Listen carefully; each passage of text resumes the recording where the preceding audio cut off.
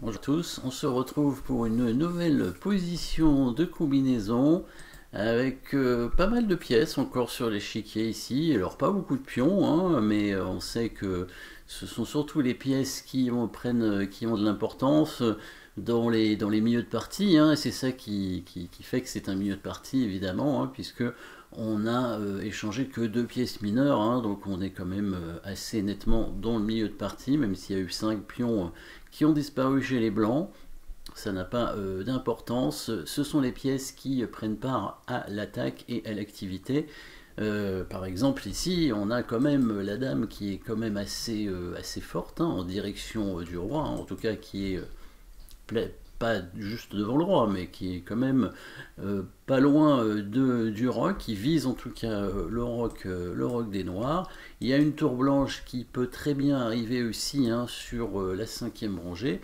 Un cavalier aussi très centralisé, bien sûr, en plein milieu, bah, qui peut faire échec d'ailleurs en un coup, hein, d'un côté ou de l'autre d'ailleurs, et puis peut-être une petite fourchette d'ailleurs aussi. Alors évidemment, les blancs pourraient peut-être gagner une qualité dans cette position justement avec cette fourchette, mais ce serait pas le meilleur, hein, bien entendu, ce serait pas le meilleur, évidemment, on va chercher mieux. Alors les blancs ont quand même 2 pions de retard, hein, dans cette position, donc si on gagne une qualité, on fait que récupérer le matériel finalement, hein, puisque cavalier contre tour, c'est l'équivalent de 2 points, donc ça fait qu'on récupérerait 2 points, donc l'équivalent de 2 pions, puisque 2 pions c'est 2 points aussi. Donc cette fourchette est jouable, mais probablement pas le meilleur. Je pense qu'il y a mieux, c'est même sûr qu'il y a mieux pour les blancs, sinon je ne vous montrerai pas la position évidemment. Et beaucoup de pièces donc sur l'échiquier, et on va chercher un petit peu les coups forcés, hein, comme d'habitude. Très souvent, hein, ce sont les coups forcés. D'ailleurs, j'ai déjà mis les flèches finalement sur les coups forcés. Les 2 flèches jaunes pour le cavalier et la flèche rouge pour la dame.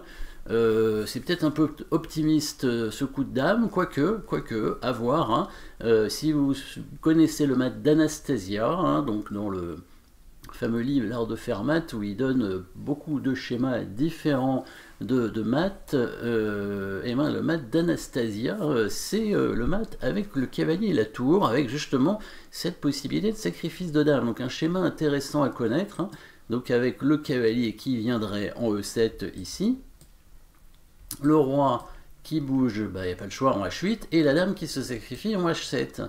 Et après, quand le roi va prendre, la tour va donner mat en H5, protégé, enfin les cases sont protégées par le cavalier, bien entendu.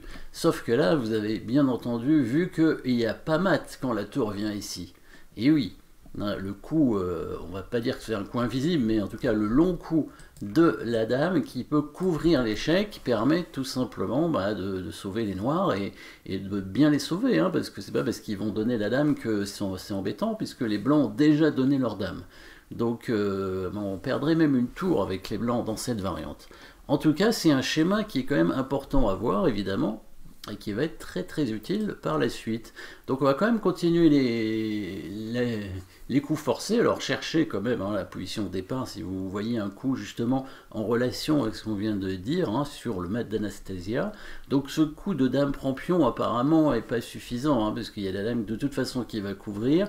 On pourrait faire échec d'abord avec la même idée. On a vu aussi que ça suffisait pas. Alors on peut faire échec en essayant plutôt de menacer mat après. Ce serait pas une mauvaise idée, peut-être en emmenant le cavalier en G5, hein, ou la tour en H5, effectivement. Mais ce mat est parable. Alors les noirs ont la possibilité d'avancer le pion, par exemple, hein, protégé à la fois par le pion et par la dame, hein, pas oublier la dame toujours là-bas, ou éventuellement le fou qui pourrait venir sur cette diagonale et défendre le pion. Le fameux coup invisible, hein, le coup de fou qui avance pour protéger une case en arrière. Voilà. Et dernier échec des blancs, le coup de cavalier en F6, hein, qu'il faut aussi étudier, mais y a la dame qui va prendre en fait, hein. Alors si le pion était obligé de prendre, ça pouvait peut-être être intéressant, puisque ça ouvrait, ça donnait des nouveaux échecs, hein, des nouveaux horizons sur le roi noir, bien entendu, mais bon, la dame peut prendre et là, il va rien se passer apparemment. Des menaces de mat, il y en a aussi. enfin il y en a une en tout cas, il n'y en a qu'une, hein, a priori, le cavalier qui vient en G5. On a vu un peu tout à l'heure les possibilités pour les noirs pour contrer, donc le pion qui peut avancer, le fou qui peut venir là, et éventuellement même la dame, hein, qui pourrait venir en G6, hein, pour défendre le pion, hein, donc sur le coup de cavalier. Deux options, trois options même, avec même le pion qui avance, donc ça fait beaucoup, et on voit pas trop quelle serait la suite. Il semble pas y avoir d'autres menaces de mat dans cette position.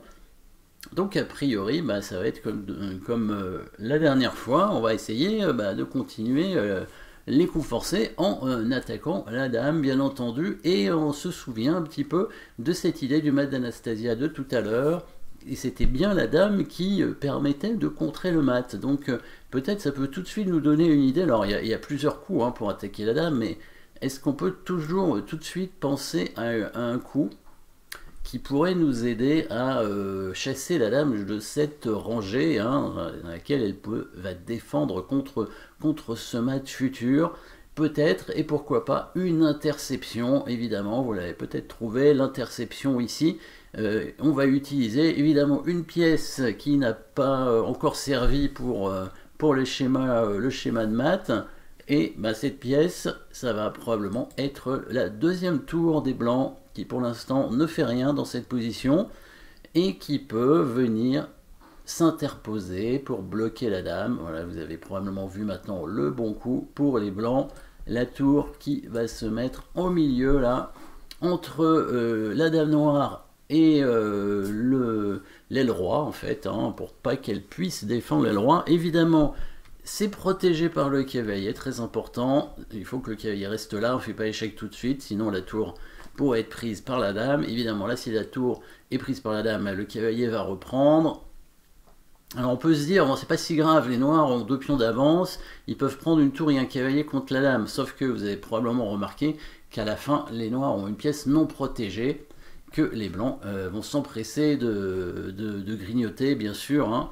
Si jamais les blancs jouent le coup de tour et que les noirs prennent avec la dame, le cavalier reprend, et vous avez vu bien sûr la pièce non protégée, hop, le long coup de la dame, hein, qui prend le fou qui n'est plus protégé, puisque la dame va bouger. Autre raison pour laquelle on va chasser la dame, bien sûr, si le pion prend la tour, et on a réussi notre plan, c'est-à-dire l'interception de la dame, et donc là, le mat d'Anastasia, ici, hop, dame prend pion échec, voilà le schéma, hein, avec le cavalier qui vient défendre les 2 cases du roi, et la tour qui donne mat sur la colonne, ce schéma-là, hein, qu'on peut reproduire aussi comme un mat du couloir un peu, mais il est plus sur la colonne de la bande, en fait, hein, la colonne H ou la colonne A, si le roi est de l'autre côté. Et est-ce qu'il y a une meilleure façon de jouer avec les noirs? Pas vraiment, hein, a priori, hein. Il y a des noirs qui sont menacés de mat, en fait, ici. Alors c'est un mat un peu caché, mais c'est quand même une menace de mat, hein, cavalier échec, évidemment. La dame qui ne peut pas bouger en défendant ce pion. Les seules cases où elle n'est pas en prise, ça va pas permettre grand chose, hein. Donc par exemple dame A3. Dame A3 permettrait éventuellement de prendre le cavalier pour éviter le mat, c'est tout, hein. Si le roi bouge, c'est toujours mat. Voilà, mais dame prend cavalier, évidemment, les blancs vont gagner la dame et même récupérer à nouveau le fou derrière. Donc là, avec un peu trop de matériel, hein. Tour de pion, c'est pas suffisant. En plus, les pions sont doublés, les noirs n'ont rien. Bon, on n'a pas trop parlé de l'affaiblissement de la première rangée des blancs, mais les noirs n'arrivent pas de toute façon, même à menacer de rentrer sur cette première rangée avec la dame ou la tour. Et même si c'était le cas, on voit que c'était tout à fait possible de contrer l'échec sur la première rangée avec la tour protégée par le cavalier, ou l'inverse évidemment. Donc pas de contre-attaque pour les blancs. Petite interception ici avec ce schéma intéressant de mat, hein, le fameux mat d'Anastasia avec le cavalier et la tour. Merci d'avoir suivi cette position et à bientôt.